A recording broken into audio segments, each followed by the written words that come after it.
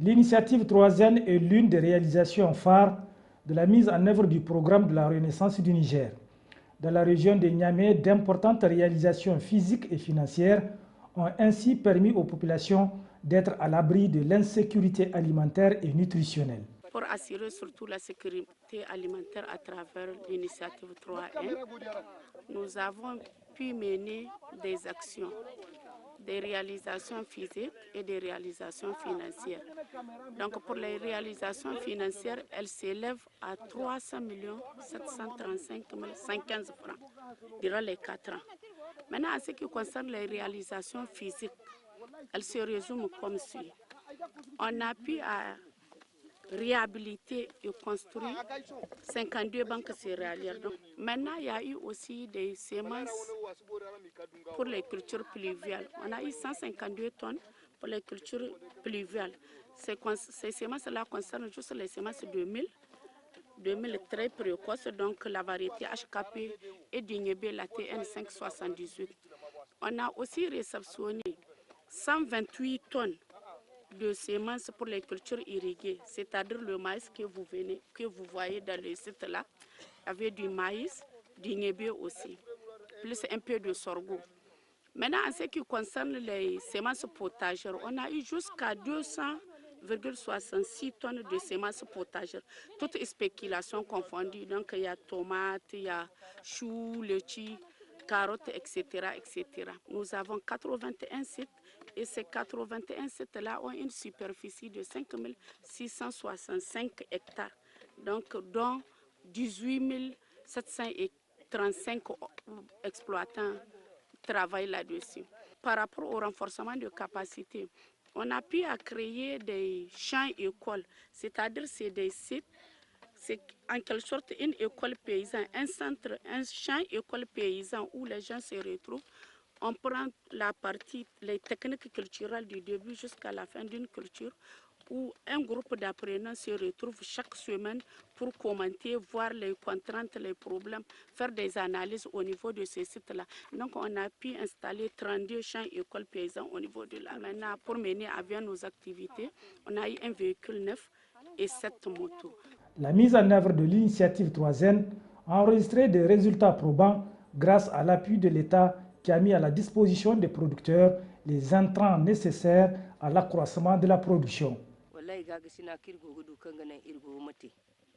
La direction régionale nous a appuyés en clôture grillagée et en sémence. Depuis plus de 7 ans, nous n'avons jamais reçu une telle aide et nous remercions vraiment les autorités. Vraiment, cette année, ils nous ont beaucoup appuyé en semences légumineuses plus que les années précédentes. En effet, la production sur ce site a considérablement augmenté de 85%. La caïma est un maillon important de la chaîne dans le cadre de la mise en œuvre de l'initiative 3N. L'appui que nous apportons aux producteurs a trait aux objectifs même de l'entreprise La Caïma, à savoir la satisfaction des besoins en intrants et matériel agricole des producteurs nigériens. Donc pour ce qui concerne la région du Niamey, nous avons suffisamment d'intrants et matériel agricole pour satisfaire à la demande les producteurs. À ce jour, du démarrage de ce programme à ce jour, il n'y a nullement pas eu de rupture en termes d'intrants et matériel agricole. Et ce, pratiquement à la demande.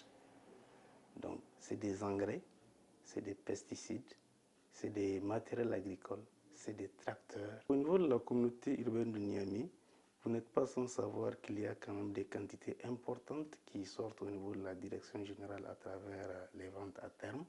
Mais au niveau de la direction régionale également, nous avons d'abord pris soin de multiplier les points de vente pour être le plus près possible des producteurs. À cet effet, au niveau de la communauté urbaine, nous disposons actuellement de 16 points de vente opérationnels et on s'organise pour qu'il n'y ait jamais de rupture au niveau des points de vente. L'autre aspect qui est aussi important, c'est relativement à la mécanisation de l'agriculture. Vous n'êtes pas sans savoir qu'une quantité importante de tracteurs est commandée par l'entreprise au fin de satisfaire à la demande des municipalités nigériennes. d'une part, d'autre part, les producteurs eux-mêmes. Donc, conventionnellement, nous entrevoyons d'équiper toutes les mairies en tracteurs et également il va y avoir des quantités que nous allons mettre à la disposition des producteurs en vente cash.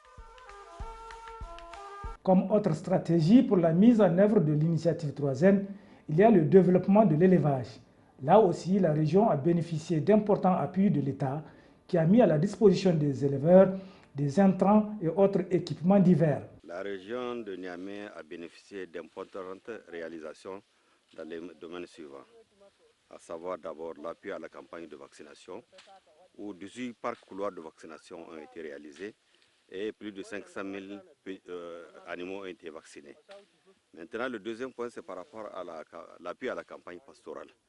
2655 tonnes, 5 tonnes d'aliments bétail ont été mis en place pour le compte de la région. Et 29 broyeurs ont été placés au niveau des différents villages et groupements, ce qui a permis de fabriquer plus de 3005 blocs multinutritionnels. À cela, il faut ajouter les cultures fourragères au niveau de différentes zones, différents villages de la région, où il a été aménagé 48 hectares de bourgous, ce qui a permis une augmentation significative de la production fourragère. Par exemple, cette année, on a eu jusqu'à 250 tonnes en surplus en ce qui concerne les cultures fourragères. Et le troisième point, c'est en ce qui concerne la création des centrales d'approvisionnement. Dans ce cadre, il a été réalisé un magasin à peu près de 300 tonnes au niveau de la direction régionale, 3 magasins communaux au niveau de 3 arrondissements et la mise en place de 5 banques aliments bétail à peu près de 20 tonnes au niveau, dont une banque au niveau de chaque commune. Concernant maintenant la reconstitution du cheptel social du cheptel, au niveau de la région de Niamey, 1211 kits ménages ont été placés. Cela veut dire que vous avez chaque famille vulnérable a reçu 4 petits ruminants, donc constitués de 2 caprins et de 2 ovins. Et ce qui fait un total à peu près de 4484 petits ruminants qui ont été placés au niveau de la région de Niamey. Dans le domaine de l'environnement et de la salubrité urbaine, des actions concrètes ont été réalisées dans les domaines de la récupération des terres dégradées, l'empoisonnement des mares, la lutte contre les plantes envahissantes et le ramassage des déchets plastiques. Sur ces formes d'intervention, il faut dire qu'en 4 ans, au niveau de la région de Niamey, c'est pratiquement, j'allais dire, 2386,1 hectares qui ont été récupérés sur l'ensemble des 5 arrondissements communaux de Niamey. Et en termes de superficie plantée, c'est pratiquement 872,9 hectares de plantés. Donc là, il faut comprendre les 2 formes de plantation. Tantôt les plantations en milieu rural sur ces plateaux-là, ou les plantations en bloc ou en mètres linéaires d'alignement au niveau de la ville même de Niamey. Au niveau de la salubrité, suite en tout cas à la volonté affichée des autorités, des plus hautes autorités de ce pays, donc en créant, donc en donnant un département de salubrité au niveau de notre tutelle. Donc ça nous a permis en tout cas de ramasser, de balayer et ramasser au niveau de la ville de Niamey environ dans les 150 000 tonnes au titre de l'année 2014. Ces réalisations dans le domaine de l'environnement ont eu un impact positif, avec notamment le maintien des populations dans leur terroir d'attache du fait de l'apport monétaire financier des activités de récupération des terres ou de ramassage des déchets plastiques.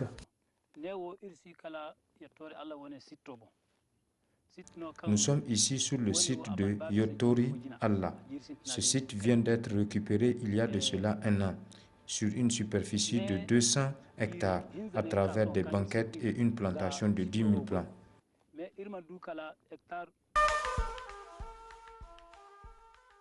Assurer l'accès à l'eau potable pour tous, un autre axe du programme de la Renaissance du Niger, des efforts importants ont été consentis en ce qui concerne l'hydraulique rurale et l'hydraulique urbaine. Le taux de couverture en eau potable a connu une amélioration significative. Et dans le cadre du volet hydraulique rural, on a pu réaliser plus de 30 forages équipés de pompes à motricité humaine de type Vernier. On a réhabilité plus de 5 PEA, postes d'eau autonomes dans la région de Niamey. Cette année, nous voilà aussi la réalisation d'un poste à eau autonome dans le centre de santé intégré type 2 de Yaware qui ne dispose pas de l'eau, donc les femmes ne pouvant pas accoucher à la maternité, c'est un problème, il faut les transporter jusqu'à Niamey. Donc ça soulage un peu la sage-femme et les populations de la commune arrondissement Niamey 5. Parce qu'on a un taux de réalisation qui tourne autour de 75%. Donc on tend vers les OMD. Donc vraiment on voit qu'il y a eu beaucoup de progrès dans ces 4 ans dans la mise en œuvre de la politique de l'alimentation en eau potable des populations du Niger et notamment celle de Niamey. Les populations de la région ont témoigné leur profonde reconnaissance aux autorités pour ces efforts consentis dans le domaine de l'hydraulique. Avec l'installation de cette pompe, vraiment nous sommes soulagés et on les remercie beaucoup, car avant, tout l'approvisionnement en eau du village tourne autour d'un puits.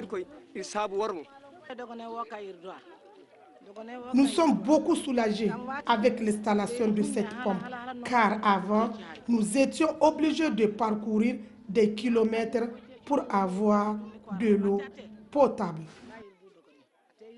Dans le cadre de la promotion du développement social à travers les investissements publics et l'amélioration significative des indicateurs sociaux dans le domaine de la santé, la région de Niamey a bénéficié de la construction de nouvelles infrastructures, notamment des maternités des CSI. En plus, de nouveaux agents de santé, médecins, infirmiers, sages-femmes ont été mis à la disposition de la région. De 2011 à aujourd'hui, la région de Niamey en matière de santé a bénéficié de beaucoup d'appuis multiples et multiformes. Et un des premiers volets qui nous a beaucoup aidé en matière de prise en charge des actions de santé se rapporte au recrutement du personnel. Au niveau de la région de Niamey, nous avons eu à bénéficier à cette date de 345 agents, toutes catégories confondues. Parmi ces agents, nous avons eu 28 médecins généralistes, nous avons eu récemment 8 gynécologues et bien d'autres spécialités. Cela a permis vraiment d'améliorer notre ratio par rapport aux normes requises par l'OMS en matière de prestations de soins. À cela s'ajoute la construction des infrastructures ou leur mise à niveau. C'est ainsi que nous avons bénéficié de la construction de 10 nouvelles maternités. Donc, certaines sont déjà fonctionnelles. Pour d'autres, nous sommes en train de nous activer pour les rendre incessamment fonctionnelles. En dehors de ces constructions de maternités, nous avons eu aussi 4 nouveaux CSI qui avaient été construits. Entre autres, celui de Foulonkwara. C'était un quartier qui n'avait pas de structure adéquate et qui a été entièrement reprise avec de nouvelles unités et qui est aujourd'hui fonctionnel et qui fait la fierté des habitants de ce quartier.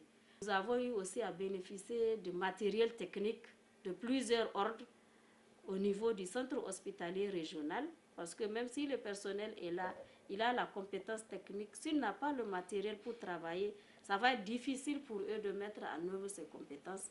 Donc on a eu à bénéficier de beaucoup de matériel, particulièrement au niveau du bloc opératoire, par rapport au matériel d'anesthésie et au niveau de la salle d'accouchement pour tout ce qui est des kits d'accouchement, etc. La transformation des cases de santé en CSI a été bien accueillie par les agents de santé exerçant dans ces formations sanitaires de proximité. Moi, je suis ici il y a 7 ans. À ce moment-là, c'était vraiment une case de santé, une vraie case de santé. Il n'y avait pas de clôture, il Il n'y avait pas de toilettes. Et donc avec des initiatives personnelles d'abord, donc nous avons pu avoir une clôture sur 1 hectare. Donc c'était une requête que j'avais faite au niveau du premier arrondissement de Niamey auprès du maire et qui avait vraiment bien agréé. Quand il y a eu la construction, nous avons eu maintenant vraiment une infrastructure vraiment encore acceptable. Mais dans l'ensemble, vraiment, sur les plans et infrastructures sont vraiment bien dotés. Nous avons une salle de tri, nous avons une salle de consultation prénatale. Nous avons l'ancien bâtiment est transformé en maternité et déjà nous avons commencé à faire des accouchements. Donc vous voyez maintenant le changement et l'impact est immédiat. La construction de nouvelles infrastructures scolaires en matériaux définitifs, le recrutement d'enseignants, l'équipement des classes, la construction des blocs administratifs ont permis à la région d'améliorer de façon significative les indicateurs dans le domaine de l'enseignement primaire. Au niveau de la région de Niamey, il faut dire que nous avons réalisé déjà pour cette année 180 salles de classe terminées où déjà les enfants ont occupé. Par exemple, ces salles de classe devant lesquelles nous sommes. Nous avons réalisé 180 latrines, nous avons réalisé 100 salles de classe déjà réceptionnées. Il reste 288 salles de classe. Ces salles de classe vont être réceptionnées d'ici la fin du mois de mai. Parce que leur délai d'exécution, c'est jusqu'au mois de mai 2015. Mais avec l'expansion de la population scolaire, je pense qu'il faut toujours continuer à construire une cinquantaine de salles de classe par an pour maintenir ce rythme-là, pour maintenir en tout cas le manque de paillotes dans les écoles. À l'école Pays-Bas, la directrice du dit établissement remercie les autorités qui ont mis ainsi élèves et enseignants dans de bonnes conditions de travail. Cette année 2014-2015, nous avons eu la construction de 5 blocs de 3 classes, soit 15 classes en matériaux définitifs. Nous remercions vraiment son Excellence Mahamadou Issoufou, président de la République du Niger, pour avoir nous doter de ces classes-là dont nous avons tant besoin. Remerciements vont à l'endroit de la première dame, Dr Malika Issoufou, pour avoir doté notre école d'électrification des panneaux solaires. Nous sollicitons au moins la clôture de l'école. Le secteur de l'enseignement secondaire occupe également une place de choix dans le programme de la Renaissance du Niger. Des avancées significatives ont été enregistrées ces dernières années en termes de réalisation qui ont concouru à l'amélioration de la qualité et de l'accès de l'enseignement au secondaire. En ce qui concerne les infrastructures, nous prenons le volet des classes. Les classes, ce qu'il faudrait retenir, de 2011 à 2014, il y a eu une programmation de 633 classes spécifiquement pour le secondaire. Sur les 633, les 334 sont achevés et opérationnels. Les 299 sont en construction. Probablement d'ici un mois et demi, on va réceptionner la majorité. À côté de ces classes, il faudrait noter aussi qu'il y a eu des murs de clôture au niveau des établissements. Il y a eu 11 murs. Les 11 murs, les 10 sont construits par la mairie et il y a un qu'un partenaire du Niger a construit, notamment la SATOM, au niveau du CG, le Sougoungou. À part les murs, il faudrait parler aussi des équipements. L'équipement des classes, c'est-à-dire les tables bancs. De 2011 à maintenant, il y a eu 18 578 tables bancs acheminés dans les établissements. Il y a 7 230 qui sont en confection pour les classes, certaines classes en chantier. En dehors de ces tables bancs, ce qu'il faudrait retenir par rapport toujours aux équipements, il faudrait noter qu'il y a eu 135 armoires au niveau d'un volet de classes et les classes construites dans le temps par l'éducation nationale. Et pour cette année, il y a eu 202 bureaux et chaises maîtres que nous avons commandés qui sont en train d'être acheminés, qu'on a déjà commencé à placer au niveau des établissements. Bien, à part les équipements, il faut noter aussi d'autres infrastructures telles que les laboratoires. Il y a 3 laboratoires pour 2014 qui sont en chantier, 7 bibliothèques qui ont été construites et sont opérationnelles de 2011 en maintenant. Maintenant, il y a eu des salles informatiques, notamment au CES franco-arabe d'Aladji. Il y a eu un foyer d'enseignement aménagé là-bas qu'un partenaire a bien voulu nous construire. C'est ce qui concerne donc le volet infrastructure. Maintenant, il y a le volet recrutement des enseignants contractuels.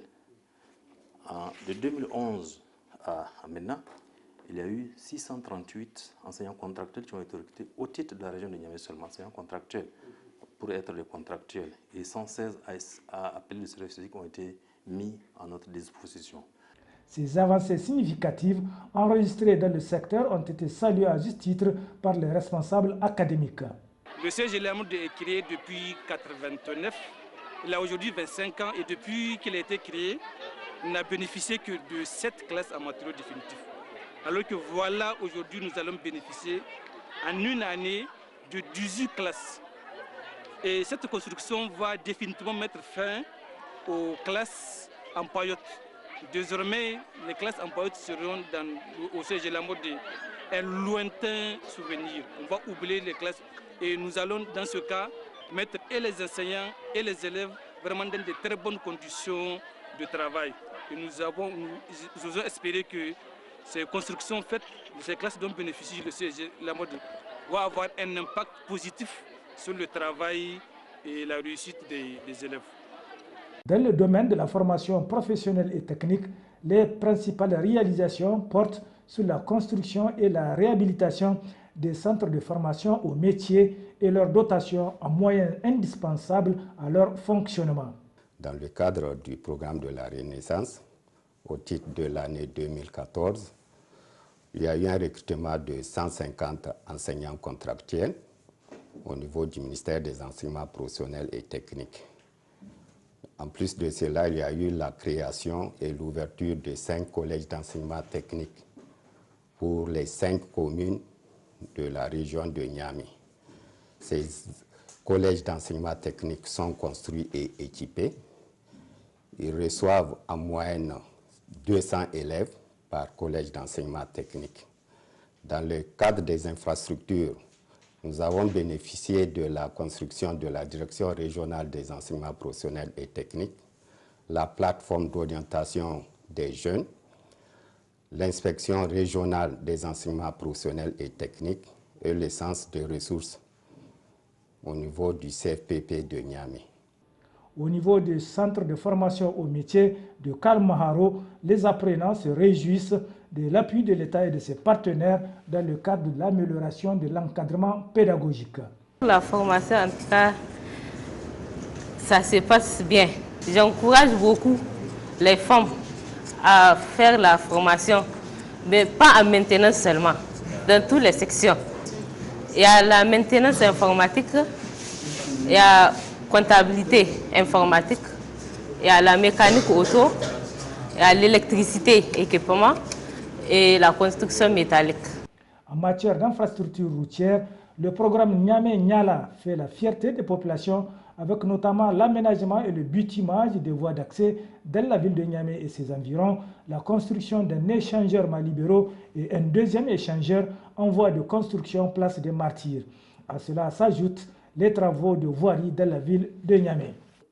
Si on veut parler du programme de la Renaissance de la région de Niamey, et notamment sur les infrastructures routières, en tout cas, on peut dire que, alhamdulillah, le président de la République a mis de grands moyens pour embellir Niamey dans le cadre de Niamey-Niala.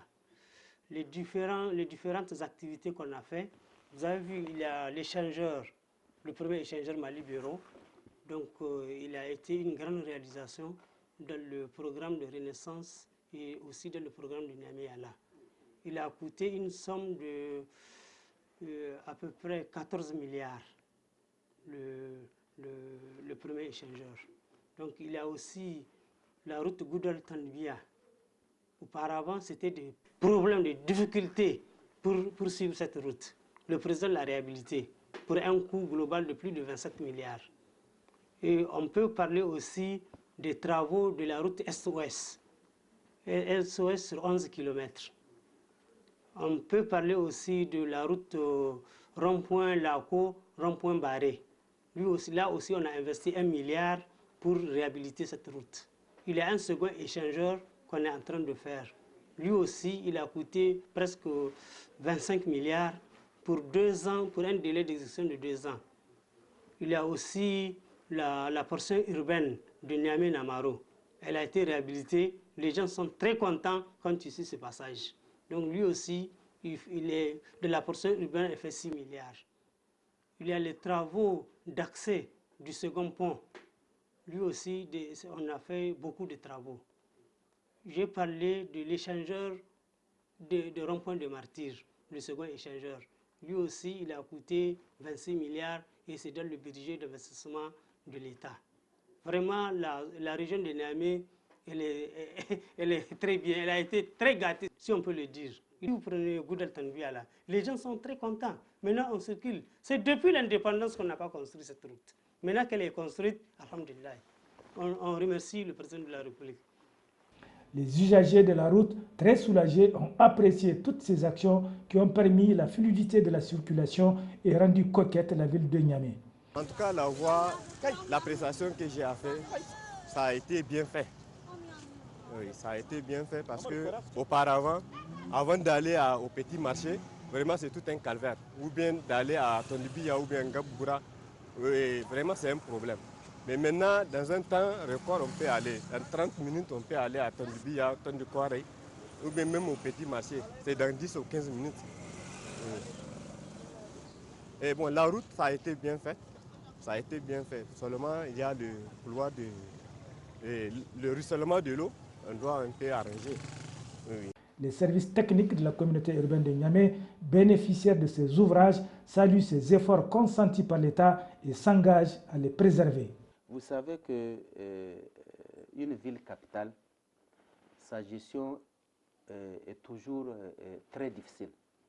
Et pendant longtemps, les problèmes qu'ont connus la ville de Niamey sont dus au fait que, en tout cas, les pouvoirs publics au plus haut niveau n'apportent pas le soutien nécessaire à l'aménagement d'une ville capitale. Parce que vous savez quand même, une ville capitale, c'est le point d'entrée, c'est le point de départ de toutes les visites officielles. Et c'est l'image, en tout cas de tous les pays qui se reflètent à travers l'image que donne une ville capitale. Et aujourd'hui, en tout cas, nous sommes fiers, comme j'ai eu tout à l'heure à vous le dire, nous sommes fiers d'accueillir n'importe quel événement de niveau international, dans la mesure où nous sommes aujourd'hui, en tout cas, en train de gagner le pari de la modernisation de la ville. Et aujourd'hui, les constructions des voies urbaines, notamment la voirie, vous savez qu'une ville, une autorité municipale, ce qui le chagrine le plus, c'est vraiment les questions de la circulation, les questions de la voirie, les questions de l'éclairage public, les questions de la gestion des déchets. Et aujourd'hui, à tous ces niveaux-là, en tout cas, nous sentons que l'État est en train de faire tout son possible pour apporter le soutien qui a pendant longtemps manqué aux autorités municipales. Sans doute que cela nous confère également une autre responsabilité qu'il faut bien assurer, c'est la question de l'entretien, la question de la prise en charge de ces installations-là. Et cet entretien-là et cette prise en charge-là incombe vraiment aux autorités municipales, mais incombe aussi à la population.